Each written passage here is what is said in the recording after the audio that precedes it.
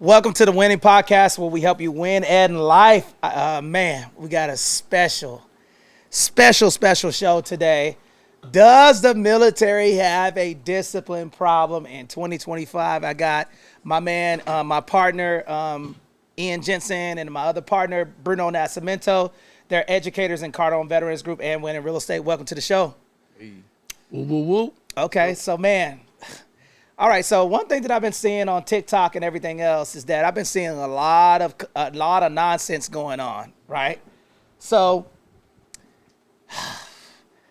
let's go ahead and unpack it, man. I just started looking at the video you're about to play. And I could There's tell, a video that we want to show you guys. Okay, we're gonna show you a couple of videos,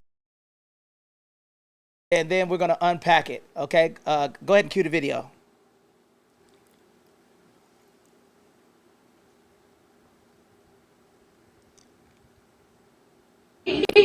Are being arrested right now for interrupting a foreign affairs hearing.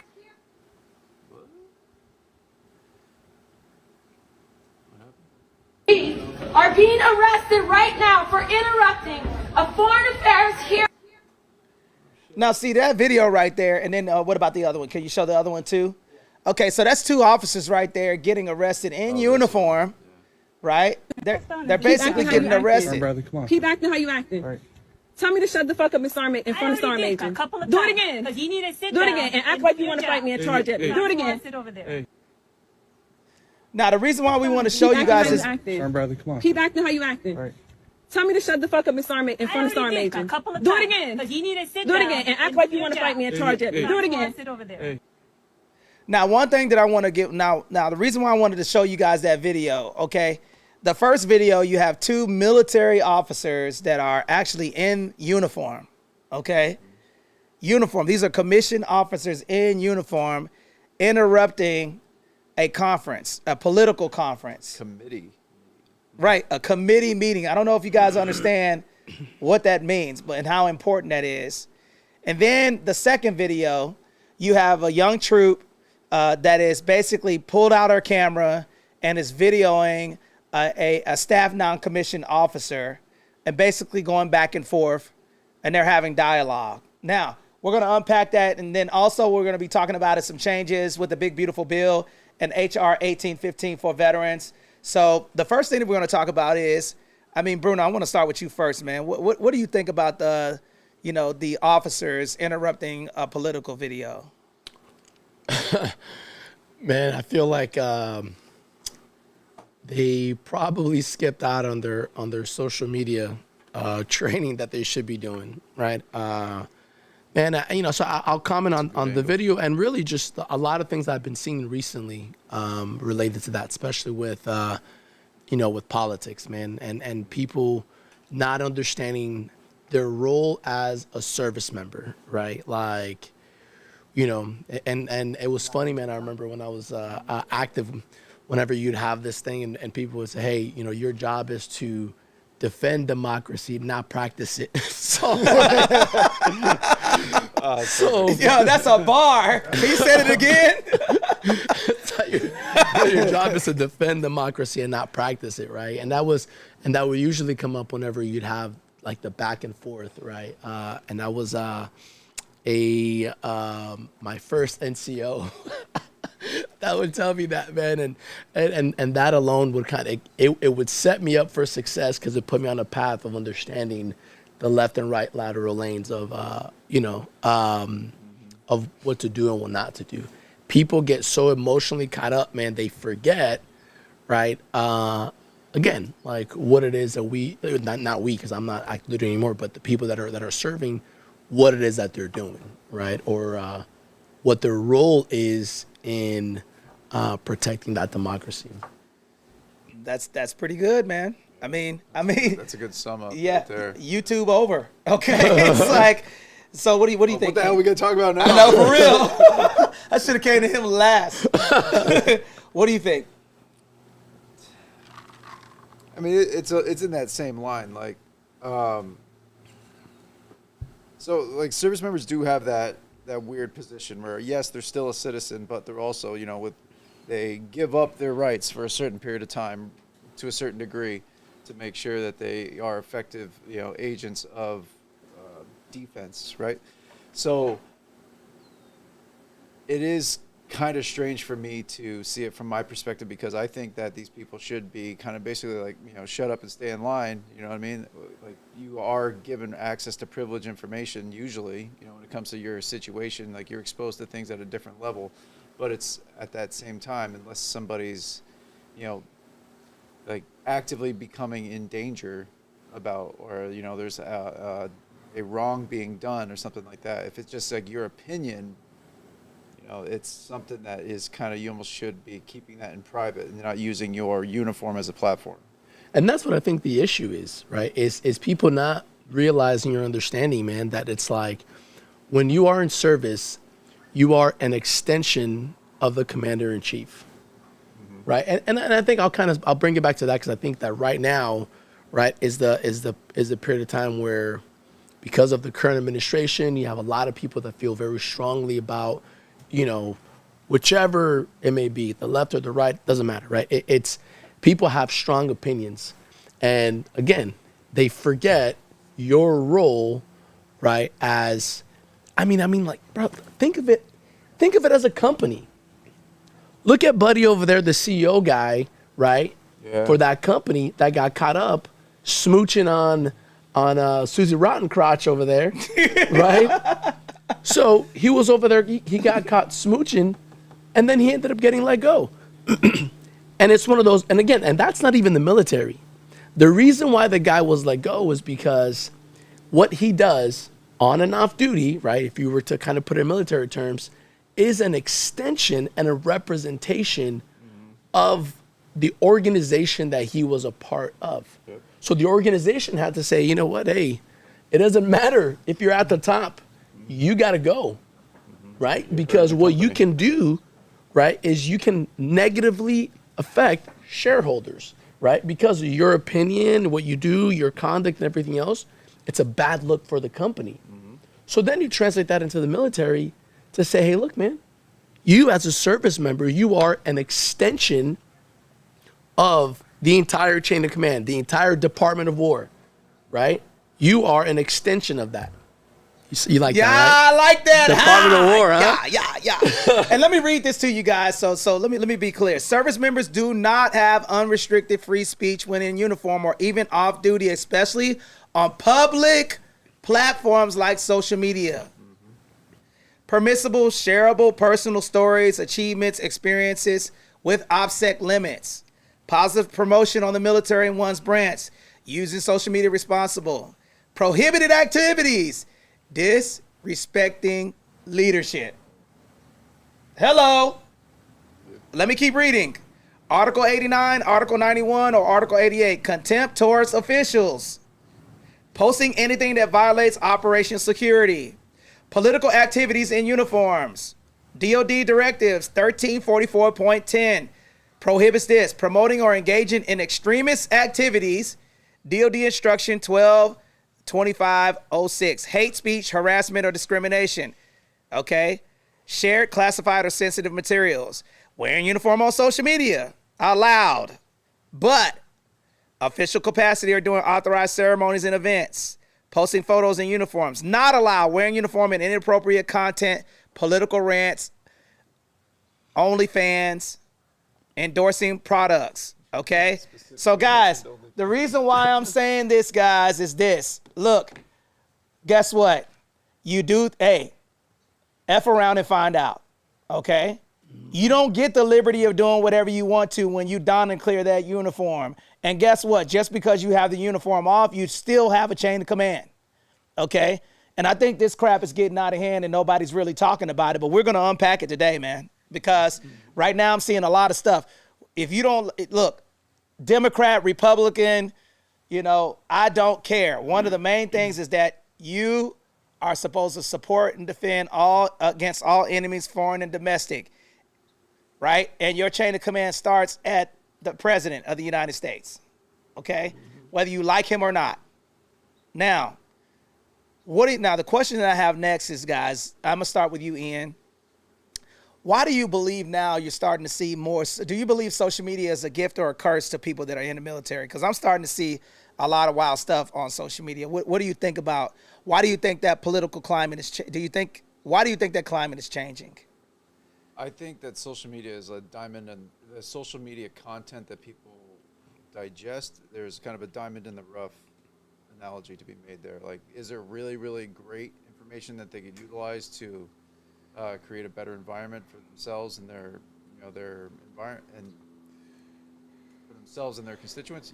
Yes, there's a lot of great people out there who are preaching promising things, but there's 10 times that number of goofies that are out there doing stupid stuff that kind of create an environment that is negative in the whole on the whole environment as as an entirety, because it just generates more and more nonsense that people think that they're entitled to share. Because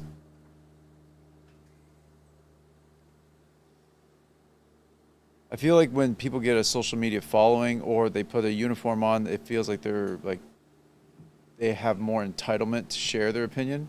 Mm-hmm. And I feel like the entitlement can kind of create an opportunity where somebody who would not normally have a following gets a false following. For sure. It's kind of like the guy it's like the guy who wears his dog tags outside of his shirt at the mall when he gets out of boot camp and he thinks he's cooler now. Right. Where if you take that off, it's still the same. That person would not have the notoriety that they're trying to, lean on. That's true. So I think it's messy for sure, because they're using it as a way of amplifying their own platform, and they got no business having a platform to begin with. I like what he said, that he threw some shade at some of these goofies. Like, man, you got a following because of social media. Like, if it weren't for that and the stupid videos and some of the controversial stuff that you say and everything, you wouldn't have a following, right? Like yeah. You wouldn't have friends if it weren't for your following, right? So it's like people who normally don't have people that want to engage, converse, or have relationships with, but now they have a following, so they get like this false sense of like legitimacy, right? And it puts them in a place where they feel as if like, oh, but I got a following, so I should go and speak on these things. But man, it's crazy to me, man. So when you ask the question about like, is it a blessing or a curse? I think that, man, it's both. It is a double-edged sword, right? You have people who use their platform, right? And that I respect. I respect people who use the platform for good, right? I respect people who use the platform to help others elevate, who use their platform with good intentions. And you know what? Like, it's also good for you to be able to have and use your platform to kind of speak your mind and kind of get things out and you know what I mean? Call things out when it needs to be called out. I mean, brother, look, Barry Bull, right? That's someone that, man, I super respect his content, right? A lot of people don't like it. A lot of people disagree. But if you look at the comments, like the people who disagree with the stuff that he says, right, are some tool bags anyways, right? It's stuff that like they disagree with reasoning and like ration, right? So you have someone like that who will use their platform for good. Someone who's getting on there and using the platform to highlight, I mean, what is it, like that PFC that went a period of time without getting paid? Yeah. Right? Dude, that's amazing. It is amazing, right? Yeah. So it's one of those things where it's like, it's somebody who has a platform, who has a following, that can use it to call something out that is wrong within the institution in a respectable manner to help somebody out within the institution, right? And then he's using his voice because he understands that service members cannot, or they should not, use their voice to say certain things, right? So now he's calling it out. Somebody's getting help. I mean, imagine that, right? He makes a video days later, but he's getting paid. Smoothed over. Right? But why does it have to take that, though? That's the crazy part about it, man. I think that, how do you have a young Marine that hasn't gotten paid in 6 months, man? Toxic leadership, man. I mean, it's simple. toxic leadership Was that that we have guy been exposed to not for popular? so long, man. Toxic leadership, right? It's prevalent, man. And really, I think it's a way of life, man. It's a way of life within that type of structure, right? So the military, it's it's a thing where it's like Top down. yeah, top down leadership. So it's again, it goes back to what Ian said. Oh man, look at this. Watch me connect the dots here, bro. Yeah, me too. Right? So, Like, let's see. so look, Ian was talking about like how people on social media that have a following that they wouldn't have otherwise because their character just sucks, right? Like they're not cool people. They're not people who are like, like in high school everyone's attracted to because like they're just like the cool kids. Like, no, you're a dork. You were a dork in high school. You were a dork in middle school. And by the way, you were a dork in freaking elementary too. So so you're consistently a dork, right? So now you made some stupid ass videos, you got a following, and then now you think something about yourself because, you know what I mean, because of your following. That's not even real. Now you translate that same concept, military leadership. You have these guys, and probably the same people, right? The dorks from elementary, middle school, high school, right? Had no friends, had no, like nobody wanted to be around. And then now they get put in a position of authority, right? That they wouldn't have anywhere else. Like they wouldn't be, moving up the chain if this was a corporation that people move solely based on merit. That's a good one. And the reason why I believe that is because when you're thinking about these scenarios, right? When a person gets promoted, military, there's a lot of people that get promoted in the military that don't lead shit. They're not leaders. Just because they get promoted to those positions, they don't lead anything. There's people that get in positions, and then once they get to that position, it's a cutthroat business sometimes. So people, you might have a person, let's just say a NCO or an officer that gets promoted. They perform well, they PT well, they know how to do their PME, then they get promoted, right? Then once they get promoted, they have nothing. It's like that. I want to get promoted again. So money is at the center of it. And then they forget that they have a responsibility to lead people, right? Because leadership is buy-in, right? That's a question that I want to ask next. Yeah, they're over their head. What is leadership? Okay, because sometimes getting the job done is not just leadership. It's also the ability to be able to inspire your followers to do the mission that you're trying to accomplish. Yep. It's about also, do people like coming to work, working with you? Are you taking care of these people? Do you actually know them? Do they feel heard? Are they willing to do things they don't want to because of the mission of the group? And that's good. I'm gonna ask you a question. What do you believe leadership is in regard to how the military? If you were how do you classify leadership? What makes a good leader? Okay, I think a good leader is somebody who inspires people to do the best of their abilities, even when they may not be aware of it. They may not be aware that they're great at one thing, but someone sees that and is able to, culture that, or, captivate it in a certain way where that person is able to be at their best. That's good. Yeah. That's a really hard thing to do. I mean, I don't know how people do it because I get really frustrated with people. I feel like that's why I was such a, personally speaking, I feel like I'm somewhat of a, my lack of a better term, a loner, right? And then and part of it's just because people frustrate the crap out of me, and I'm just like, oh man, I'd rather just figure it out myself or figure out a means where I don't need another person to help me out with this thing. And it's extremely limiting. Because you could be the smartest person in the world who works 24 hours a day, and you will have a finite amount of work that you can get done.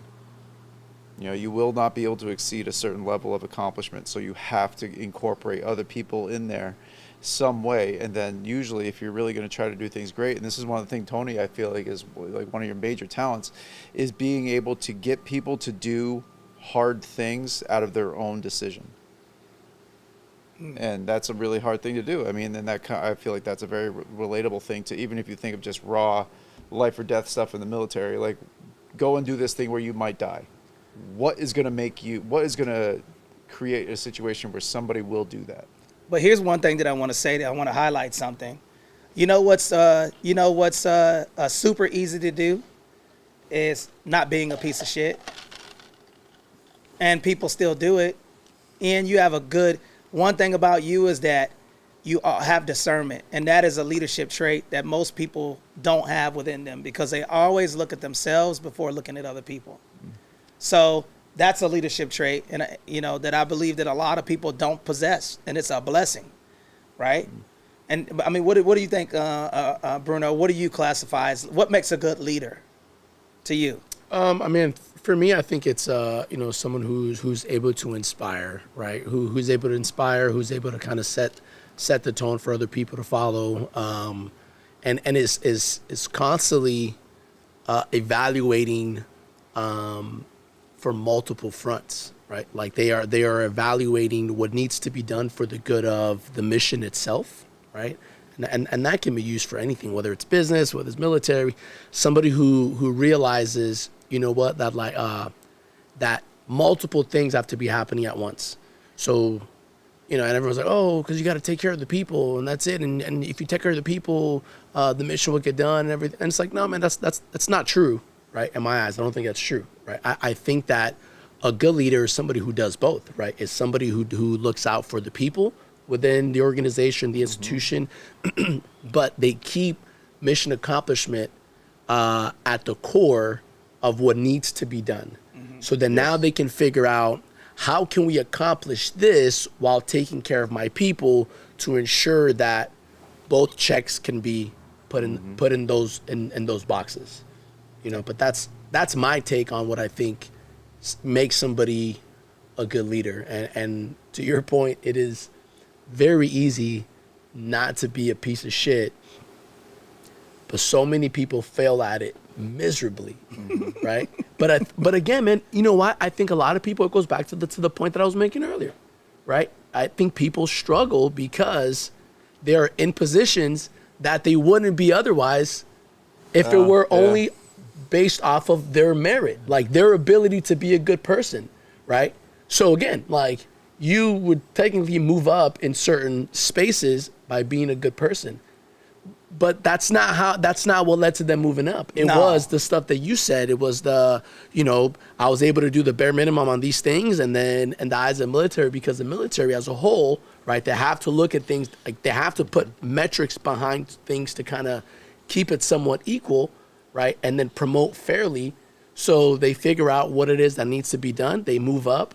Right. And then now, again, it goes back to the false sense of reality, right? The false sense of like, well, if I'm in a leadership position, then I am a leader. And that's not the case. You are just wearing the mask of a leader. You're wearing the uniform of a leader, the little chevrons that you put on your uniform, right? That's the indicator. But you don't have it in you to fulfill the requirements of what it means to be a leader, because you know what? Like, you didn't make it up to the position that you're in based solely on your merit of not just accomplishments, but of character.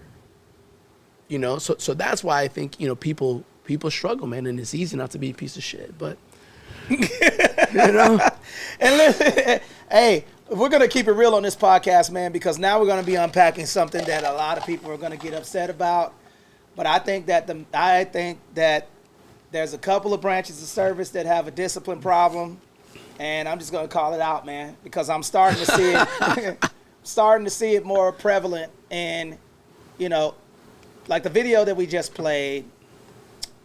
Okay, now, I'm going to ask you guys first. I'm going to go last. How about that, okay? Because I don't want to use my implicit biases to try to say something that I don't feel is true. But based off of that video, the second video, when you had the young troop and the staff non-commissioned officer going at it with the phone, what, from your perspective, do you believe is the problem?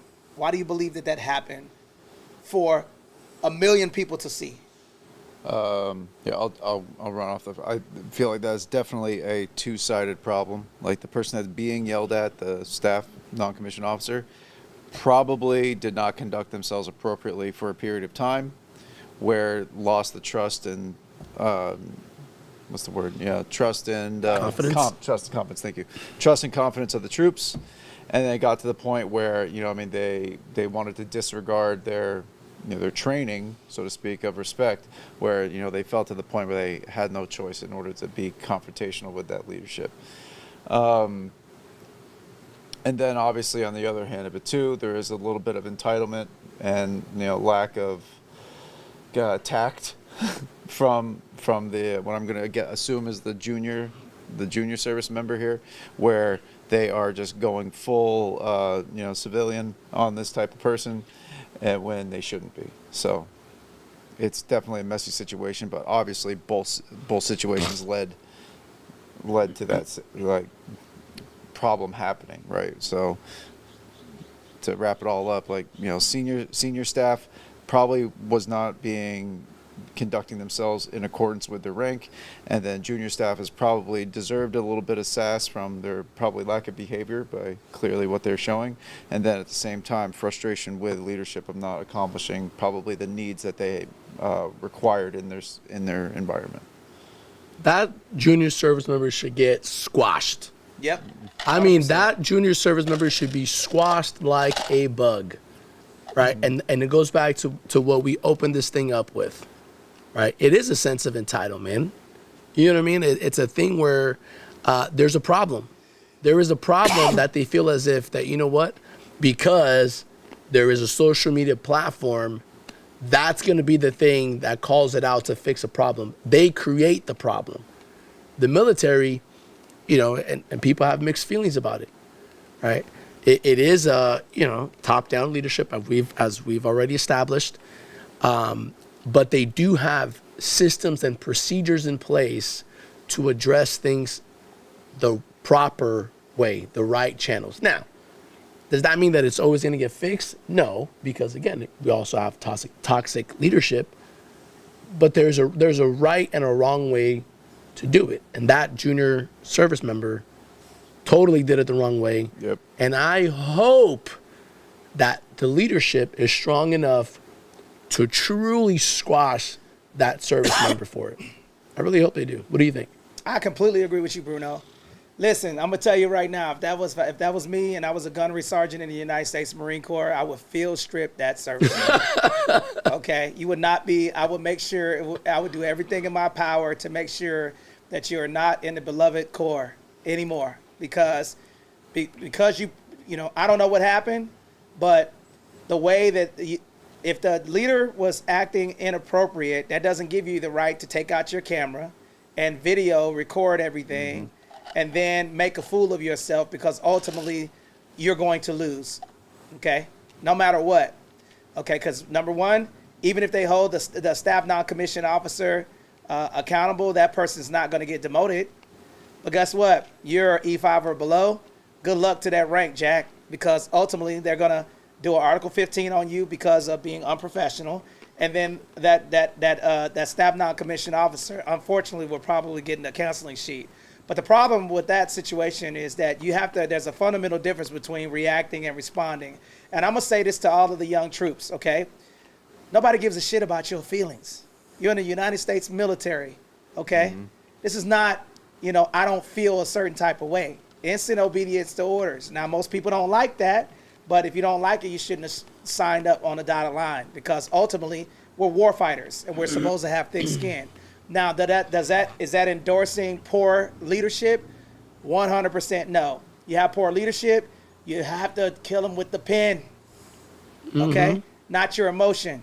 And the fundamental difference between reacting and responding is that reacting is doing exactly what you did, and you're going to lose. Responding is, you know what?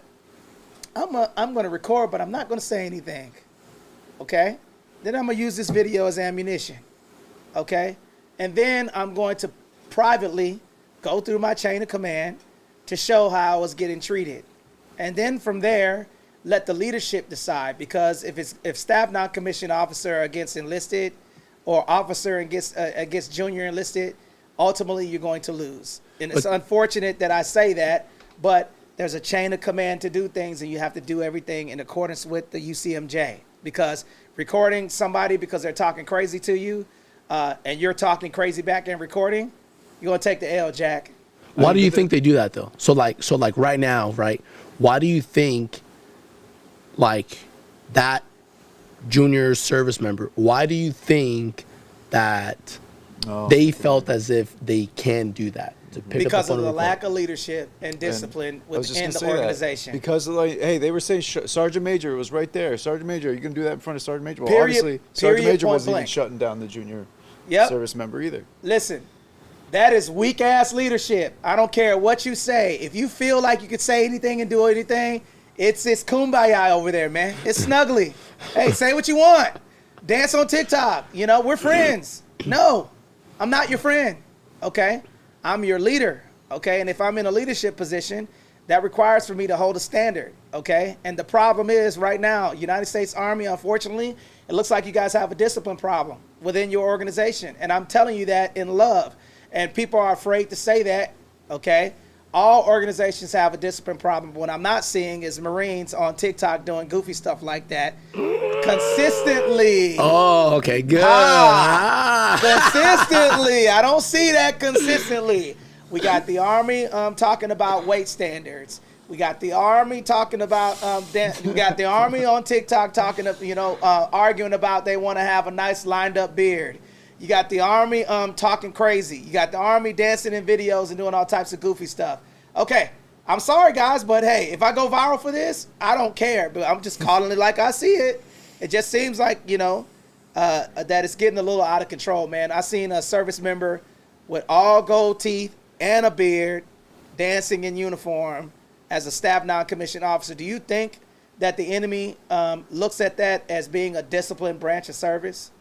I don't think so. Now, I'm done on my rant, man. If y'all come for me, it's all good. But I mean, what do you think, Ian? I mean, I feel like the whole social media thing is okay. So here, let me riff with you about this. In the military, are you supposed to act as an individual? No. Okay, and then what are these platforms promoting? Individualism. Bingo. So That's a good way to look at it. I feel like they're in direct conflict with the mission of the military. But I mean, you have people, right? Especially recently that are using those platforms for good, man. Yes, you know, absolutely. People The who are diamond in like, the roughs. Yeah, the like diamonds you in the know, rough, like the people, man. Like what's that guy? The recruiter guy, Yance, right? Yeah. Man, like that dude. Shout out to Mass Yance, man, solid dude. Seriously, Wait, is he the guy that came does to the that, office bro. He a does while that thing with class, man. He's somebody who has taken social media as a platform, right, and shined a great light on the Marine Corps. Mm-hmm. And then he's one of many. What's the and Vargas is another good one. I like Vargas. Follow me, Silly Goose. That guy. That he's a U.S. Army. He says, "Follow me, Silly Goose." His last name is Vargas. Oh, he's an Army guy. He's an Army guy. He's pretty squared away. I like him too. Or even Sergeant Major of the Marine Corps. And right? he he utilizes his platform for good as well. Watch me be butchering the name. I know. Probably like Hernandez or something. But man, what's that Master Guns? Pogue Actual. Poe actually squared away too. Yeah. So man, Pogue Actual reminds me a lot of Barry Bull when he was active, where he doesn't sugarcoat his stuff, but he does it in a professional manner. So he speaks his mind and everything else, but he does it within the left and right lateral limits. Mm-hmm. You know what I mean? Like, again, like use the profile, the platform, like use it all. Especially recruiters. I've seen recruiters doing Viva La Vargas. Yeah, I feel like recruiters are doing a great job using their platform to showcase more positive elements of the the military that they can use to get qualified individuals to come to their the recruiting station. You think you know what I think it is? I think that I think people are addicted to followers. Oh, big time. Oh, absolutely. Fake followers. Oh, yeah, 100%. Okay. I think people are addicted. They want to do anything that's going to bring it's validation. Followers, because the more followers that you have, it gives you this false sense of power. Mm-hmm. And guess what? You're in the United States military, man. Okay. Pogue Actual, Viva La Vargas, these guys are There's another guy with a funny voice. I can't remember his name. He does really good content too. He speaks, you know, he's an Army guy too. That's pretty squared away. So, you know, ultimately what we're talking about, guys, is this, man. Like, F around and find out, man. Go ahead and keep posting that stuff. But the problem is, I don't believe that there's been a regulation saying, I'm going to smash your balls if you continue to do this bullshit on TikTok. It's coming. Hegseth is coming. I'm telling you, he's coming. He's coming, man. Good luck. He's already told y'all, shave your mother sucking beard, man, or else. So people are butthurt about that.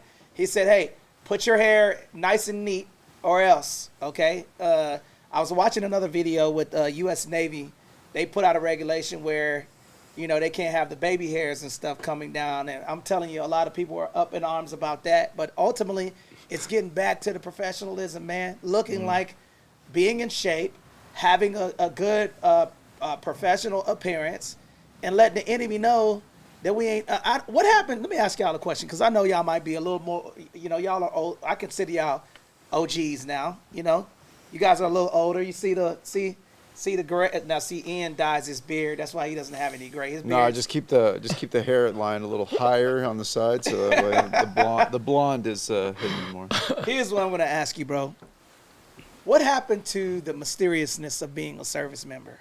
Like, you know, I feel like social media is exposing that there's a lot of people that are in the military for a check, man. Mm-hmm. Right? What picture do you believe that paints for the enemy? Damn, those are some good ass sprinklers, man.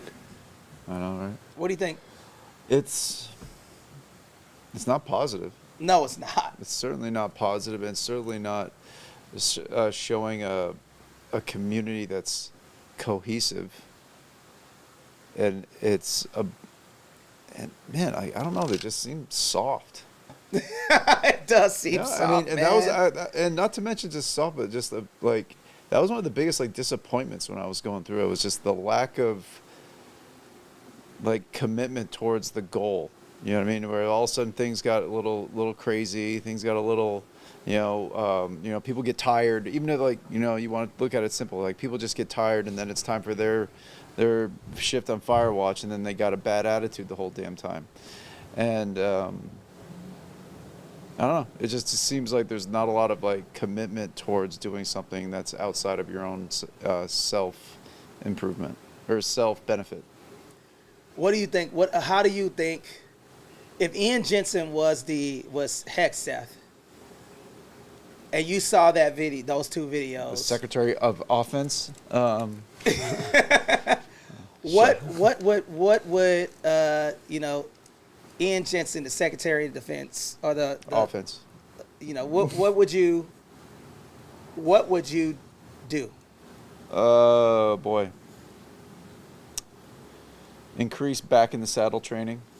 Right? No.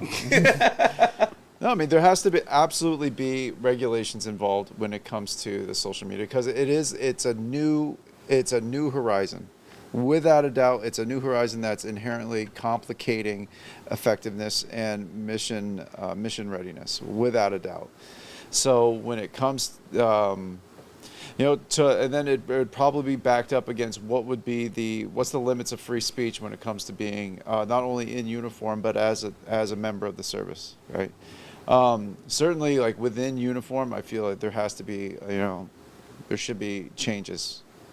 Significant changes somehow, because it is creating a false platform for people, and it's at the same time degrading the effectiveness and the reputation of the military.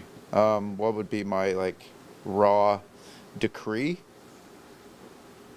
I would suspend it until better regulations can be developed. Man, that's pretty good, man. I mean, suspend all uniformed presentations until further notice. You know what I would do? I would just say, if you post on social media in your uniform, you're just going to be subject to the UCMJ. Take your freaking uniform off. Yeah, see what your platform's like then. Yeah, that's it. If you're going to talk personal stuff, like anything that you say, in and out of uniform. When I was in the Marine Corps, I remember they say, "You're a Marine what, Bruno?" On and off duty. On and off duty. 24/7. 24/7. That means that if whatever you say, you maintain your level of professionalism at all times. And I remember when I was a Marine, I remember a staff sergeant get NJP'd because he was talking to someone that was in, and this was in a personal conversation. He was talking to someone, and he got NJP because he was talking negatively about his chain of command. Damn. They put the screws to him. Non-judicial punishment. Field strip that dude. He was still the staff sergeant, but he said, basically what he said is he said the XO is a B. And guess what? Hammer time. Uh-oh. All right, you know, so I think when we start talking about these things, man, I think that we need to get back to discipline. Now, Bruno, what say you, brother? If you was the secretary, Bruno, winning Nascimento, if you was the secretary at SecDef, and you saw all of this craziness going on social media, you know, men with their hair dyed blonde in uniform, people arguing, if you know, with their leadership, what would Bruno Nascimento do? I mean, I would hold the chain of command accountable. So if I were, you know, if I was SecDef and you know, I mean, and that's the beauty of it, right? So the SecDef should be coming for the leadership. I agree. You know, I think that the SecDef should be holding those generals accountable, right, for allowing that to happen on their watch. You know, and you know, if I had it my way, I would do that. I would prohibit service members from wearing their uniform on camera unless whatever they are doing, it is something that is going to benefit the military. I like that. Whether Direct it's service, benefit the recruiting effort of the military, whether it's shedding positive light on the military, if it's suspect, right? If it's something where you can't say right off the bat, like, hey, what you said or what you portrayed, what you talked about, is that something good for the military? And if you can't say it immediately, like, yep, that was something good, then cut it off. It shouldn't be a thing, because again, it goes back to, come on, man, you know, and it's simple. Yeah, but then what are we gonna have, a TikTok committee? You know, Well, like the management of that just sounds like it'd be a logistical No, it's super nightmare. easy. I mean, but that's it. You know what? The military does it already with everything else. that's true. It's all what? Commanders, Intent. commanders' intent, and commanders' discretion. Yeah. Right. So it's so really who should have fallen on that CO? And you know what? That CO would have, you know, he has, again, you know, the room for him to say, you know what, man, like, I don't want to deal with that. Check it out. If you fall under my command, no social media posts in uniform, period. He could do that. Because remember, like, you know, top-down leadership is you do this, and then commanders do this, right? Yeah, they tighten it up. So it's one of those things, but again, like, man, you know, SecDef, do something to these damn generals. Hold them accountable. Hold them accountable to force them to hold their service members accountable. Right? It's really the only way, man. Like, there's like, man, if you don't like it, do your time and get out. Exactly. Simple. And I like what you said about this, man. Listen, if Tony Glenn, okay, was the Secretary of Defense, I want to see that NCO. I want to see the staff NCO. I want to see the first sergeant. I want to see the XO, the CO, commanding general. Come on up. Come on up here, okay? Eyeball, kneecap to kneecap. It's going down, Jack. I want to see that whole chain of command. I'm gonna go ahead and TAD you up to me, okay? And then I'm gonna field strip everybody, top all the way down. Bam. Okay. If you can't control your troops, I'm gonna control your troops. Don't worry, I got it. I got it, Jack. All right. Because guess what? That works. When I was a Marine Corps drill instructor, okay, I used to do that. Okay. The recruits, I come in, they didn't make their rack. Good. Senior, hey, if I was a chief, senior drill instructor, hey dog, go make that rack. If you can't do it, I'm gonna make you do it. You make the recruits rack, because I would demand of them and demonstrate by my what, Bruno? By my own By example. my own example. The highest standards of personal conduct, morality, and professional skill. You know why that's drilled into my head and I haven't been on the depot for so long? Is because I remember, okay, when I was at MCRD, San Diego, they told me, make sure the recruits' water bowls are filled up. That's a water bottle for people that don't know. And I failed to do it. And you know what he did? They made me get a sea bag, run all the way back, take all of the recruits that didn't have the water, their canteens full, okay, and I had to fill all of them up. That was the first and last time I had to do that, okay? That must have been heavy as hell. Yeah, yes. I had to get and fill up all of the, and you know what? 47 liters of water. And it was my fault because guess what? If it got past me, that exposed the experienced drill instructor, that exposed the senior drill instructor, it exposed everybody. So what I did is I'm not gonna, don't get mad at the person lowest on the totem pole. I'm gonna get the leadership because the leadership is the one that's supposed to be checking. What do you think about that, Bruno? Yeah, and I feel that that's how the infamous Anthony Glenn was born.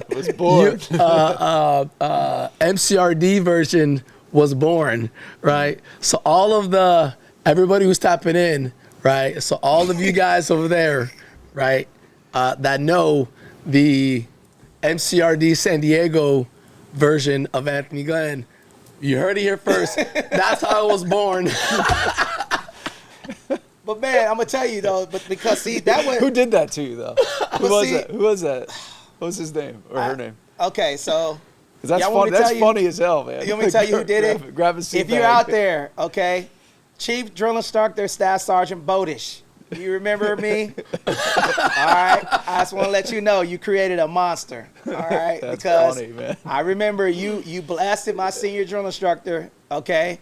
We were on Edson Range. Okay. And then you did that to us second phase. And so I you was on the range too? Yeah, I was on the range. So I had to run all the way back and go get all of those canteens and fill them up. But you know what I learned from that experience? Demand. I'll never believe what recruits tell you, inspect. And I think that's what leadership is. You can't just tell someone to do it. You have to lead by example, okay? You can't be holding people accountable if you're overweight, okay? Let me tell y'all a little secret that y'all, all right, I'm out, okay? See this blonde in my beard right here, okay? I'm out the military, but let me tell y'all a little secret about the military. There's a lot of fat officers and there's a lot of fat staff non-commissioned officers that are counseling Marines for being fat, and those junior Marines are getting out. Calling it what it is. The biggest culprits is the leadership. How you gonna run an S3 section? Okay, why are we doing segregated weigh-ins? Why are we doing it? Look, why are we doing? I'm calling it out. Make sure you clip this, okay? Hey, why are we doing segregated weigh-ins? Why is the enlisted and the officers weighing in at different times? Why are the master sergeants and the warrant officers weighing in and not in front of the troops? I'm going to tell you why. Because they're cooking the books. That's why. That's why. Cooking them books, man. We did that. Remember that one time we did all hands? Oh, tell them. Man, you should have seen the people knocking on the door the first thing in the morning. Bars, shinies everywhere. Shinies and rolls. Okay, so Ian was in the company office when I was in a leadership position, and I'll just tell y'all some secrets. Can we talk about some secrets, and then we're going to get into it? And guys, if you guys are enjoying the show, make sure you put a 1 in the chat, guys, because we're going to be talking about some of the changes, HR 1815, 1813, and then we're going to be talking about some new changes. I'm going to read them, and then we're going to go over that because we're not just bashing on the military, but, you know, the Marine Corps has its own problems, too. But Army, y'all need to get that. Army, Navy, y'all need to get it under control. Because what I don't see is I don't see Air Force people, and I don't see Marines doing this stuff online. It's the Army and the Navy I'm seeing the most. Okay? Now, so there I was in the company office. Okay? I called an all-hands weigh-in. And there was a captain, a master gunnery sergeant, a master sergeant that I had my crosshairs on. Now, remember, I was a gunnery sergeant at the time, okay? But they messed around and put me in the first sergeant's position, okay? And I said, what I did is I said, sir, this is to the BC. He was on board because he was a gunslinger, man. Mm-hmm. Okay, we're gonna do an all hands weigh in. All hands weigh in. Psh, my tire popped. Okay. Yeah. Oh wow, that's funny. All the excuses came out. Tell them what I'm not even gonna say it. Tell from your perspective as a junior enlisted Marine at that specific time. What was your experience and what were you thinking when you saw all of that going on? And tell them what happened. I mean, for one, like the ones who were definitely feeling guilty were there first thing, right? They were there ahead of time to weigh in, and to just so that way, you know, to try to get around from basically the spotlight of being out of regs as a leader. But there was a lot of like hate that just came in afterward about saying how, you know, you're a son of a bitch, you know, all this stuff from their perspective of trying to complicate their system of operations that was kind of getting them away, that created the scenario that they're already in. It created a lot of hate for you, but in reality, like, I thought it was just from a logistics standpoint. I didn't know it was from the reason of, you know, stringing up, you know, the people who were in leadership that were out of regs. No, man, like I didn't see it from that direction. I didn't think it was fair too. because what was happening is that the Marine, they were trying to do backdoor deals. I want to go to S3 and hook it up. I saw all types of crazy stuff. Yeah, I remember the couple people that you're talking about. Yeah. That we're talking about it now. Yeah. Yep. And there was a supply officer. Hey, got you. Okay, got you. And I'm keeping it 100, man. Listen. If we're going to talk about it, we're going to talk about it, and I got a video to show y'all here in a minute, but I'm just going to tell y'all, man, like, I just did not think that it was fair that we were doing, and I put it in the email. That way I could cover my butt to the battalion commander and the sergeant major. Why the officers and enlisted need to be down here for this weigh-in. It does not set a good example for the junior troops that are on BCP. Why do we have a unit of 700 service members and we have 0 officers and 0 staff non-commissioned officers on BCP? Mm-hmm. Think about that, right? So for me, man, you know, I made sure that if we're going to hold the standard, it needs to be a standard across the board, and we need to stop doing that. Military, if you have, just because they're good workers and all of that other stuff, if they're out of regs, they're out of regs, man, and they should be held accountable. It doesn't matter if it's a sergeant major, because I've seen some sergeant majors fall out of hikes. Okay, and I've seen some officers that have all type of medical appointments and stuff like that when it comes down to doing the hikes or running the PFT. Everybody shows up at the same time. Everybody runs the same 3 miles. Everybody does the same pull-ups. Everybody does the same crunches. It's not going to be, it shouldn't be segregated because it doesn't set a precedence from leading from the front. What do you think, Bruno? I'm done on my rant. I'm done. What do you think? What do you think? Because I know you've seen some stuff being in your position. I mean, what do you think about what I'm saying? You know, I mean, I think it goes back to the toxic leadership stuff that we said. It's the, you know, people not wanting to expose themselves, right? And do as I say, not as I do. Exactly, and it's like, man, if they were to, if they knew that they were going to be exposed, to your point, they would hold themselves accountable.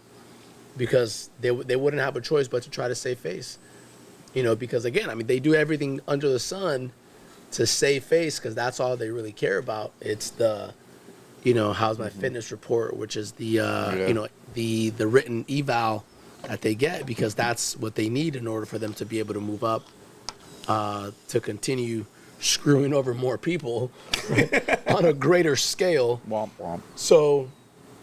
Yeah, I mean, I think if, you know, if people got exposed more often, then, you know, they would do that. I mean, man, but shit, can you imagine, Tony, if, like, what if, right, you could do that, right? And as those people are, like, knocking on your door, you could pull out your phone, and then you can go live. And you'd be like, Master Sergeant, why don't you want to weigh in? Oh man, it would be a wrap, dude. It would be a wrap. That's funny. Man. No, that is actually a really interesting perspective to shift it on, though, because you know that person would get crushed. Oh my God, he would have lived, Would have man. been crushed Oh immediately. man, I'm gonna tell you, they used to be like crackheads, Bruno. I'm gonna tell you, man. Me and Ian used to be laughing. They come in there, hey man, I want to weigh in at 06. I'm like, no, bro, come back at 07:30 with everybody else, All man. kinds of deals. Okay. Getting done. Yeah. You know, I'm gonna weigh in, man, but I'm gonna weigh in at like weird hours, man. Like, freaking 21:30. No, dog.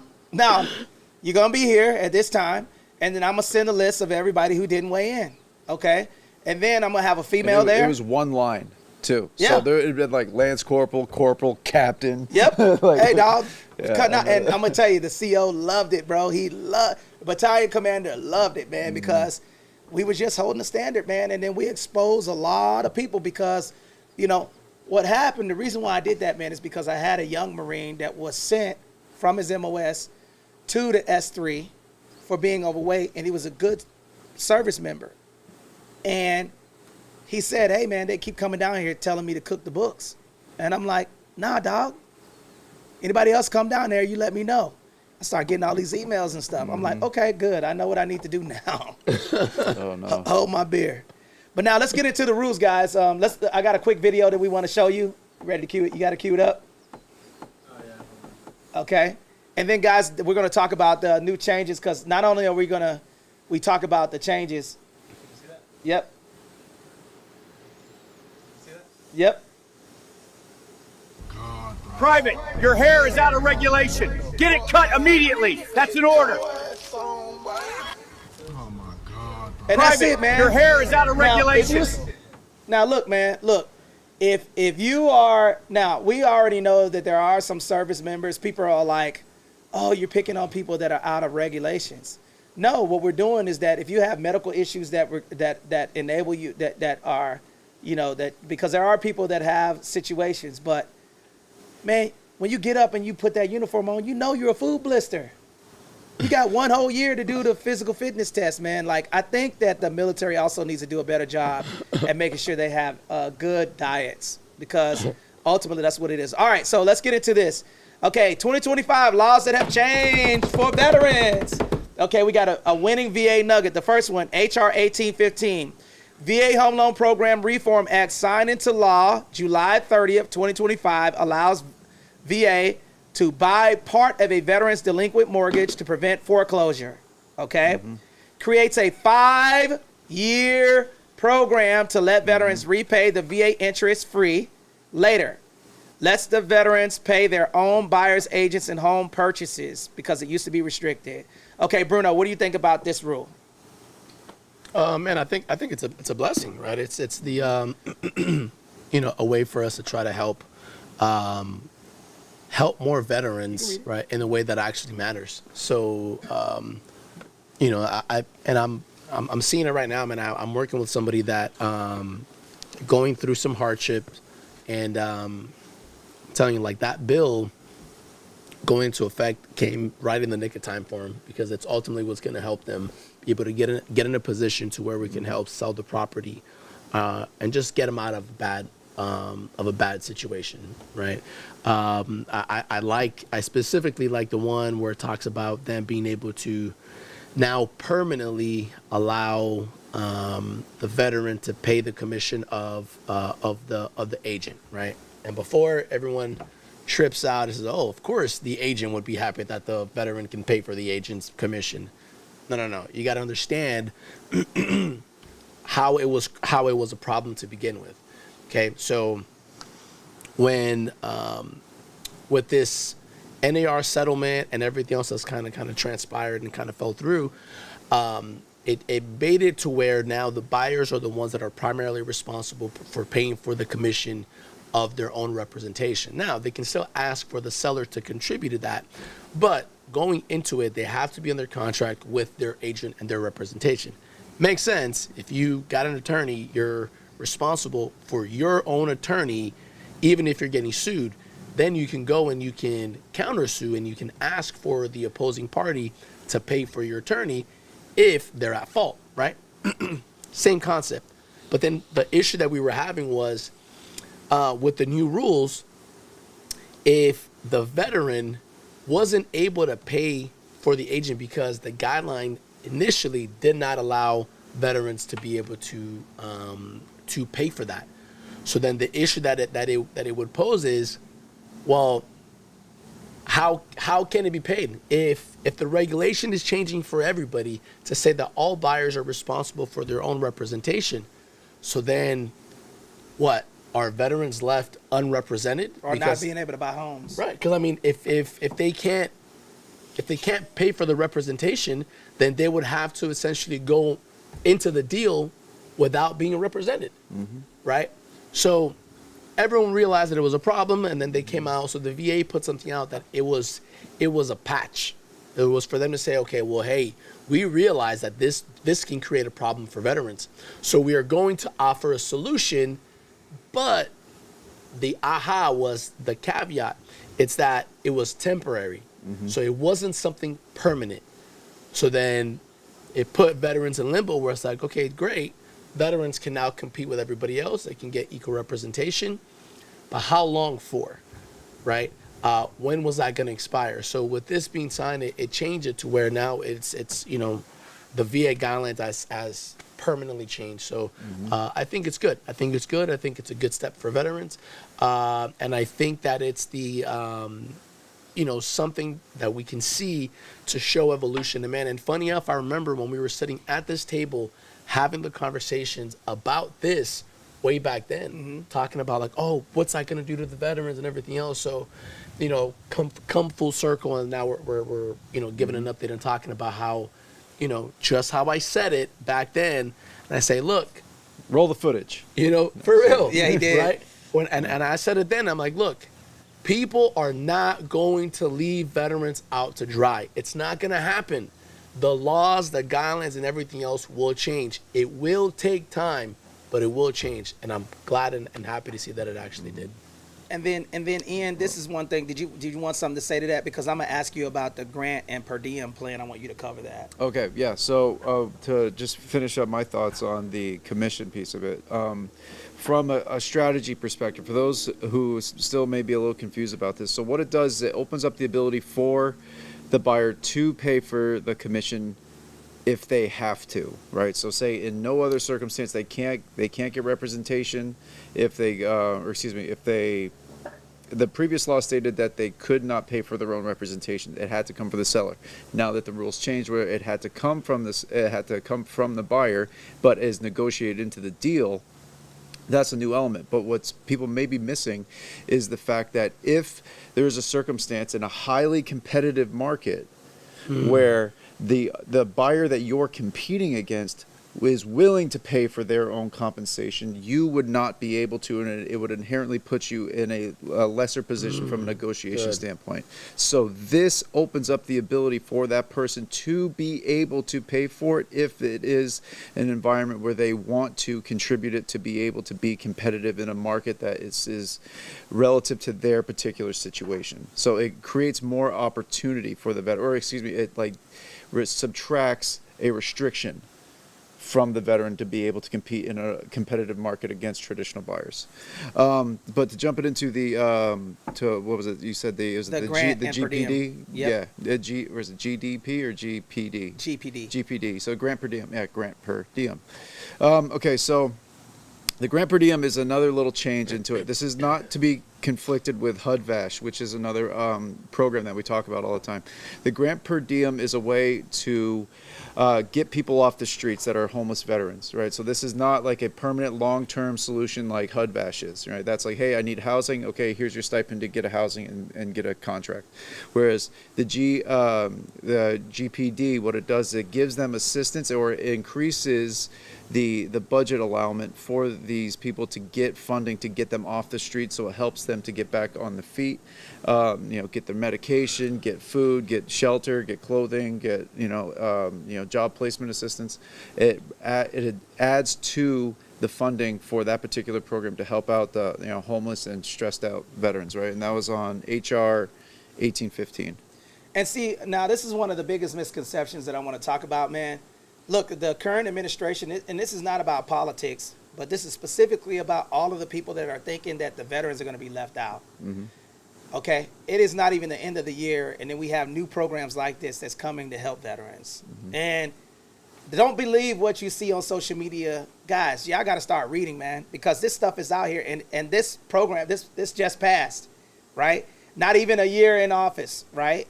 And you know, when we talk about these things, we got to remove our feelings and then go with facts, because there's a lot of misinformation that's out there. Oh, they're going to take our disability pay. Okay, well, it looks like they're trying to help with housing, which creates generational wealth. Oh, they're not doing anything with veterans. Okay, you got the grant per diem program that was just passed in HR, and guys, in HR 1815. It was passed July 30th, 2025. So I would encourage you guys to read that. And then we're going to go over to this one. Ian, can you cover the Pro Veterans Act of 2025, and which is Senate Bill 423? Okay, so and then I want you to give us your interpretation of it, Bruno. Okay. So what this one did is it increased the oversight of the VA committees. Okay, so what they do now is they establish that they have quarterly meetings to review all the different aspects and performance of the programs within the VA. And what this does, you see that? Spider-Man. All right, so what it does, though, it creates a... Yeah, that's right. That's right. Watch out. So it creates an opportunity for oversight within the VA to make sure that, one, things are being addressed on a more frequent basis, so underperformance can be modified on a quicker way. And also, too, it limited the amount of incentives in place for some of the professionals that are in there, right? So in most structures, there is a bonus system that's implied into some of the performance-based elements of this particular, of the administration, the Veterans Administration. And what it did is it removed the bonuses when performance was lacking. So I think that's a really beneficial thing. So that way people aren't just in their comfort zone reacting in a certain way and they'd still get paid when everybody else down the line that they're in charge of is getting compromised. Getting hosed, yeah. Oh, that's good. Okay, so Bruno, what do you think about that bill? I mean, I think it's a good way for, I think oversight is always good, man. I think the having checks and balances is something that is needed, especially when you're talking about government involvement, right? I think that there is a lot of things that are wrong and a lot of things that are lacking within government agencies. So to me, I see it as just creating some additional checks and balances to make sure that things are going the way that it should be, right? It's our tax dollars, right? So if they're going to be, going to places, let's make sure that it's going to the right place. And let me give you guys a rundown of a couple of things real quick so I can run these down. Okay, so right now there's another one, HR 221. Disabled veteran housing support, increase housing support for veterans with service-connected disability that's coming down range, expands access to adaptive housing grants, okay? HR 877, Deliver for Veterans Act improves veterans' mail delivery and access to VA information. So encourages better coordination between VA and USPS to get medication and communication on where things are at. I feel like that one's a big one. It is. That one's a big one because so it sounds like a simple idea, right, where the VA is in kind of a coordination with the Postal Service, but what people are missing though is that there's a lot of older service members who are not as technically savvy. And how many times have you run into these old timers who are just busted up and they've done nothing with their disability? Yeah. It happens all the time. So what they're trying to do is increase the convenience of the mailing system and make sure these people that are in the middle of Wyoming or out in the boonies of Missouri or something like that have better access to awareness of their VA entitlements. So I think it's a really great addition to it. And Bruno, you're gonna like this one. What do you think about this one? HR 965, housing unhoused disabled veterans. It provides direct housing aid to veterans experiencing homelessness and disability. Streamlines grant access to local shelters and housing organizations. What does that ring to you? Man, it's people listening to some prevalent issues and doing something about it, right? I think that it's crazy to see the rates of veterans that are homeless. So if you take the homeless population and then you look at how many of those homeless folks are veterans, and it's crazy to think about how we have people that are disabled, right? People who have given, made sacrifices, given a part of themselves for mission accomplishment, and to still be able to be in a position to where they're homeless, and it's crazy. So seeing this, man, it for me, I take it as it's something positive, and knowing that the veteran community, we're not completely overlooked, and I think that there's still a long way to go, but it starts with taking steps. So to me, this is a step forward for sure. And also what it rings to me is that, and complementary to what Bruno was saying, that last little piece, streamlines grant access to local shelters and housing organizations.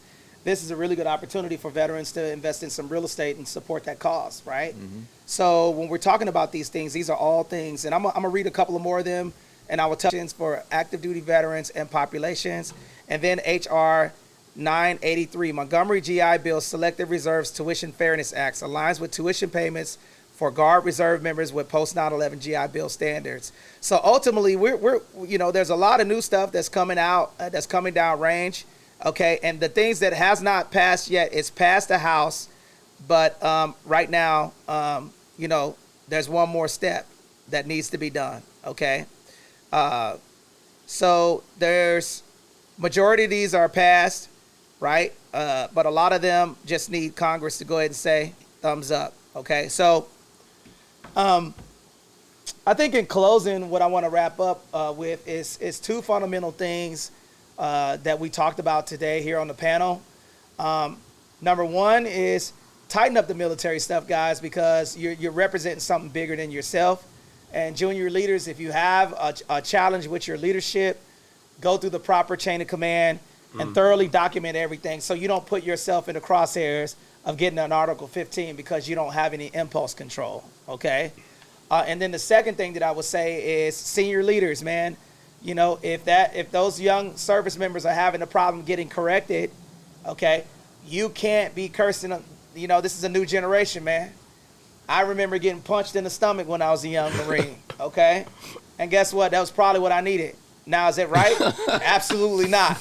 But I was a dirtbag when I was a young Marine, and, okay, I got punched in the stomach by a staff non-commissioned officer, and, they told me that, hey, the Marine Corps used to go fisticuffs. You have a disagreement? Tree line, baby. Let's take it to the tree line, Jack.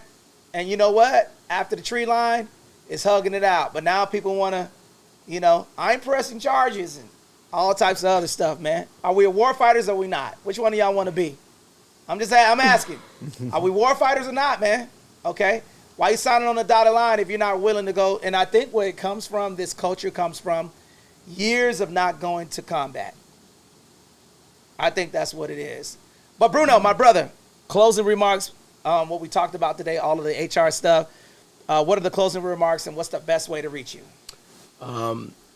So I think, man, it's, like some takeaways that I would want people to have is understanding that, hey, social media it's a good place. A lot of good can come from it, but I would caution people within this, within the military, use it wisely, right? Mm-hmm. Don't let it, it can do some great things for the institution, but at the same time, it can do some massive destruction for you, right?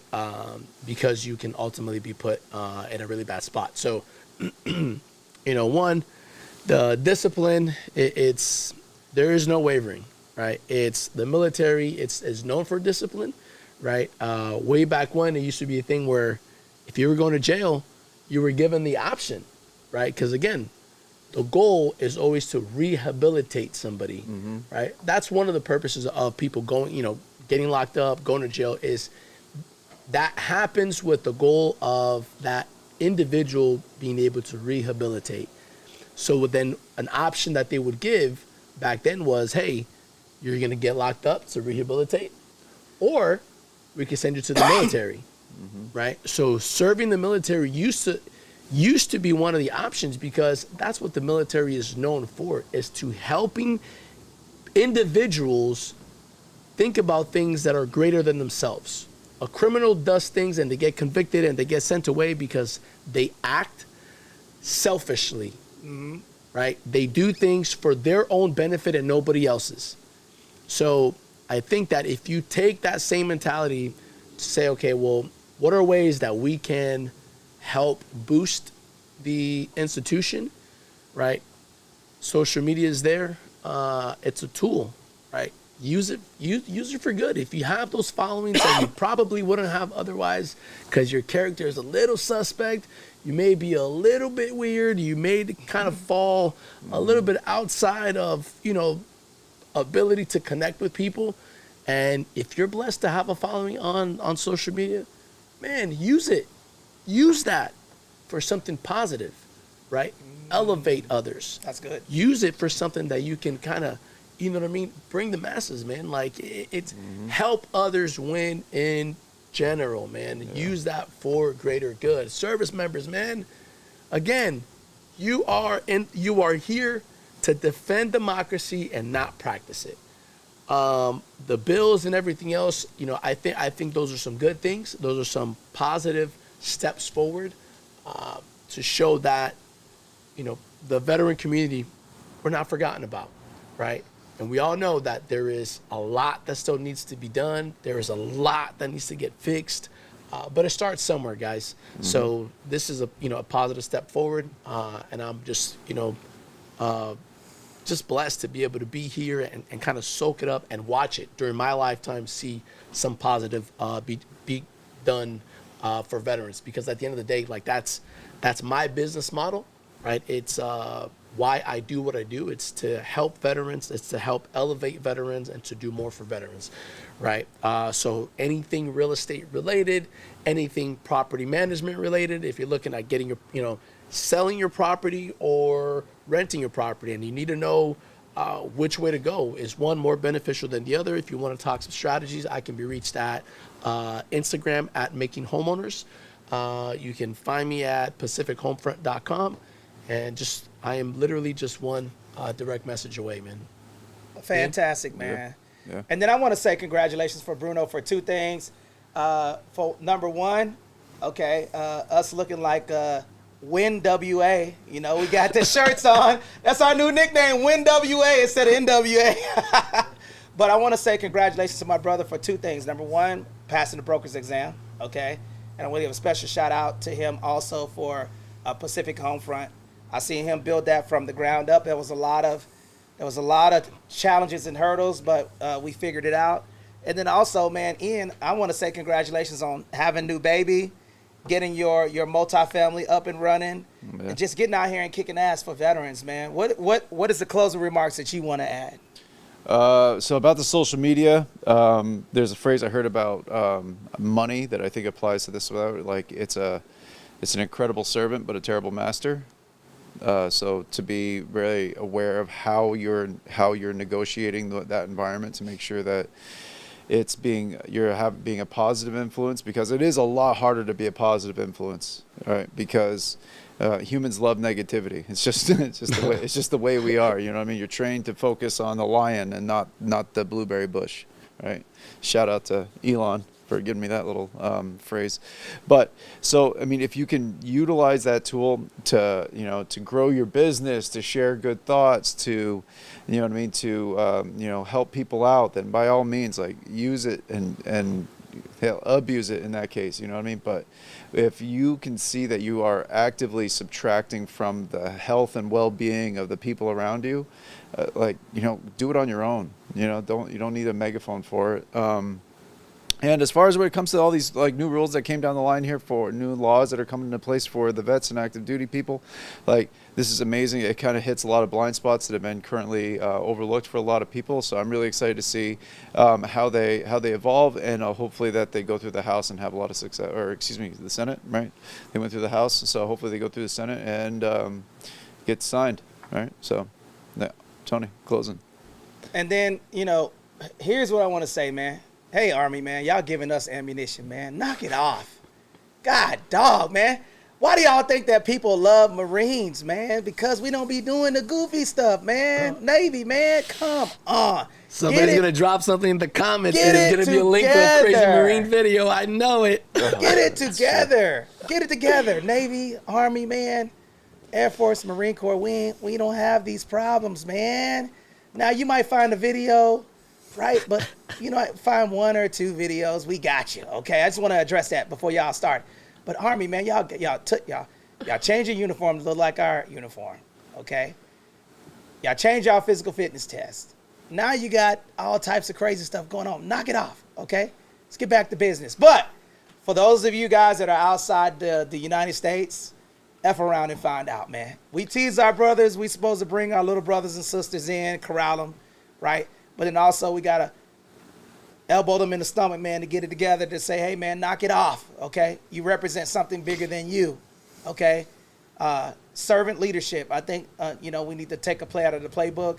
And when you're in the military, whether you're a leader or not, the reason why you're able to get promoted is because you showed or displayed some leadership to where you will have followers one day.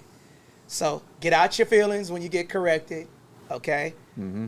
Be able to communicate when somebody's messing something up. Hold the line, hold the standard, hard but fair, right? And then ultimately these rules and regulations, we appreciate the United States government for putting these things out for veterans. And then the whole purpose of our existence is to make sure that you're aware of some of the changes that are coming down range. Yes, we do a little bit of, satire on the podcast and things of that nature, right? But ultimately the overall goal is to make sure that you're aware of the changes so you can take benefits and own the home and land that you defend so dearly, okay? So you can reach me at TonyGlennII.com, or for those of you guys that are wanting to win in real estate or business, okay, we're looking for you. We're looking for 100 veterans that want to become millionaires through real estate, okay? We're starting with 100 because 100 will turn into 10,000, 10,000 will turn into $1 million, okay? But we're looking for a few good service members that are looking to invest in real estate or start a business. We got a VA loan masterclass that's coming up on the calendar if you want to register for that. And we also have a veteran wealth formula that's coming up on the calendar as well. If you're interested in that, text WIN, W-I-N, not W-H-E-N for you ASVAB waivers. Text WIN to 760-573-2731 so you can win with us. Now, either you want to win or you want to lose. There's no in between, guys. So it is a race to get as much properties as you possibly can and also start as many businesses as you possibly can. But I want to say, do it with a team. If you notice that we have, Ian, Bruno, Connie, everybody that's in the office, they keep us in balance. But listen, we're coming, guys. And if you're a real estate agent and you're looking to expand your business and you want to support veterans and you believe in our mantra, people over profit, okay, text that number, okay, and we want to talk to you because we need your help. We need more realtors that are out there that want to support those service members and military spouses because I think the spouses get overlooked. Okay, you guys are equally important, or if not more important than the veteran. So we appreciate you guys. Make sure you guys give Ian, Bruno, myself a follow. Subscribe to our YouTube channel because we're going to be breaking more winning real estate and business news coming to TikTok, Instagram, LinkedIn, YouTube near you. All right. Thank you guys for coming. We'll see you next time. We're out.